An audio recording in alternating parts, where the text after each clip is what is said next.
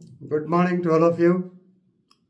Welcome to Legal Matters by Sai Babu Sunkara.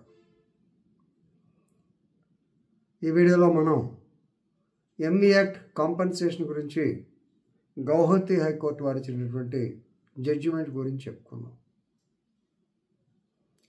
దీనిలో critical point ఏంటంటే, ఒక accident అయింది, మన వెహికల్ డ్యామేజ్ అయింది, కాంప్రహెన్సివ్ ఇన్సూరెన్స్ ఉంది, క్లెయిమ్ చేసాము, తీసుకున్నాం. మన బండిని వేరే బండి కొట్టింది కాబట్టి వాడి దగ్గర వసూలు చేయొచ్చునా లేదా? వసూలు చేసుకోవచ్చు, కానీ మనం ఇక్కడ ఇన్సూరెన్స్ తీసుకున్న సంగతి చెప్పాలా లేదా? This is very very important. You cannot conceal the information. If you conceal the compensation aspect received from your own insurance company, definitely it's not a bona fide thing and you will not be granted any further insurance. This is what is stated in the case of Oriental Insurance Company Private Limited, Oriental Insurance Company Limited versus Sri Amal Bora, BOREH and two others. So this is MAC, Motor Vehicles Appeal number 856 by 2018. Decided on 25th June 2024, right, by Guwahati High Court. ఇదన్నమాట. చాలామంది ఏమనుకుంటామంటే, మనకి insurance వచ్చింది, దీన్ని గప్చిప్గా ఉంచి అవతల దగ్గర వసూలు చేయాలని జరుగుతుంది. ఇది ఎక్కువ జరుగుతూ ఉంటుంది కాబట్టే నేను ఈ వీడియో చేస్తున్నాను. ఒకసారి ఈ కేసు ఫ్యాక్ట్స్ చూసుకున్నాం.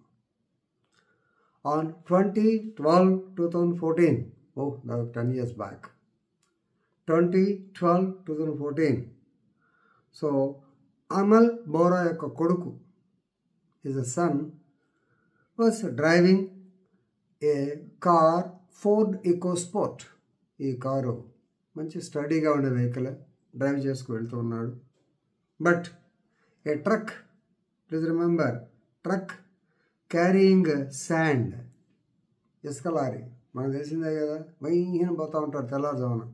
So it has come, the driver drove it in a rash or negligent manner and hit the car, as the result of which the EcoSport vehicle was completely damaged. ఎంత damage అంటే చివరికి దాన్ని 20,000 అమ్మేసుకున్నాడు. ఇది మన కాటా వాళ్ళకి అమ్ముతారు, చిల్లరూరుపేట కాటా batch, 20,000 అమ్ముకున్నాడు. అంత damage అయ్యి. న్యూ వెహికల్, దాని గురించి అనుమాక్కర్లా. ఇక్కడ ఈయన వాడి మీద కేసు వేయటం జరిగింది, ట్రక్ మీద కేసు వేయడం జరిగింది.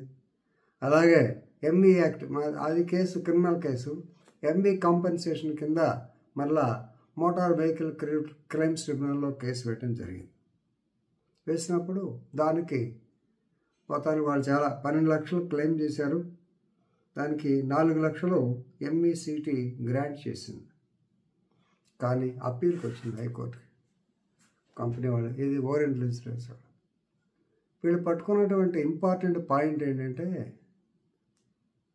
అయ్యా వెహికల్ డ్యామేజ్ అని వాడు వాస్తవం, కానీ వారు ఆ డ్యామేజ్కి సెల్ఫ్ డ్యామేజ్ అయినా ఏ డ్యామేజ్ అయినా కాంప్రహెన్సివ్ ఇన్సూరెన్స్ కాబట్టి టాటా ఏఐజీ, వాళ్ళ ఇన్సూరెన్స్ కంపెనీ టాటా ఏఐజీ దగ్గర they have collected damage also. They have collected damage or compensation from Tata AIG.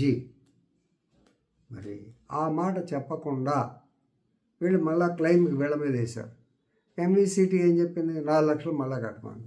ఇది కాబట్టి వాళ్ళకి డబుల్ బెనిఫిట్ వస్తుంది, ఇట్స్ నాట్ కరెక్ట్ అని కేసు అప్పీల్కి వెళ్ళారు. ఇక్కడ డిఫెన్స్, ఇది కూడా మనం తెలుసుకోవాలి కదా. డిఫెన్స్ పాయింట్ ఏంటంటే, వీళ్ళు ఏమంటారంటే, టాటా ఏఐజీ దగ్గర మాకు ఇన్సూరెన్స్ అన్నమాట వాస్తవం, అది we collected the amount, yes definitely it's a fact, దాన్ని కాదని క్రాస్ ఎగ్జామినేషన్లో ఒప్పుకున్నాడు. కానీ it's a contractual liability. Insurance is nothing but a contract. Contract liability కింద మా దగ్గర మేము వసూలు చేసాం, కానీ ఇది టార్ట్ కింద, జాగ్రత్త గుర్తు, ఇది టార్ట్ కింద వీళ్ళ దగ్గర వీఆర్ గెటింగ్ కాంపెన్సేషన్ అంటే court side you can't be double benefited. దీనిలో సింపుల్గా మీకు ఏదైనా దెబ్బలు తగిలి ఉంటే, మీ వాళ్ళకి ఏదైనా ఇంజరీస్ అయ్యి ఉంటే డ్రైవర్కి ఏమైనా దెబ్బ తగిలింటే definitely you can get claim compensation from the opposite party. Vehicle damage అయినందుకు అక్కడ తీసుకున్న ఇన్సూరెన్స్ మళ్ళీ వీడి దగ్గర వసూలు చేస్తే ఎట్లా? ఇది డబుల్ బెనిఫిట్ కింద వస్తుంది, నాట్ అలౌడ్. రెండవది, ఇక్కడ హైకోర్టు పట్టుకుంది ఏంటి? You have not come with clear hands, clean హ్యాండ్స్తో రాలా మీరు. అక్కడికి వచ్చి ఆ పాత మాట చెప్పలేదు. Without making candid disclosure of the relevant facts, they have suppressed the material facts. This is observation made by the Honorable High Court of Guwahati. Already Tata AIG has paid the damage. So, kabatti ultimately High Court held that ఈ contractual liability, tortious liability ఎన్ని చెప్పినా సరే, please remember, చీఫ్లో insurance amount మా టాటా ఏజ్ నుంచి చెప్పలేదు, క్రాస్లో ఒప్పుకున్నాడు. కాబట్టి claim is not in good faith, it's not a bona fide, it only for undue gain. So therefore appeal allowed, తీసవతల పడేసి. కాబట్టి గుర్తుపెట్టుకోండి, ఎప్పుడైనా మనం ఇట్లా క్లెయిమ్ చేసేటప్పుడు we got the insurance for the amount of so and so, insurance company has come and they have given us this amount అని చెప్పి చెప్పాలి. చెప్పకపోతే వచ్చే ప్రాబ్లం ఇది. Right? I hope you understood the case. Please read the case law once or twice. Definitely it will be advantageous for you. With this observation, I am concluding. Thank you very much.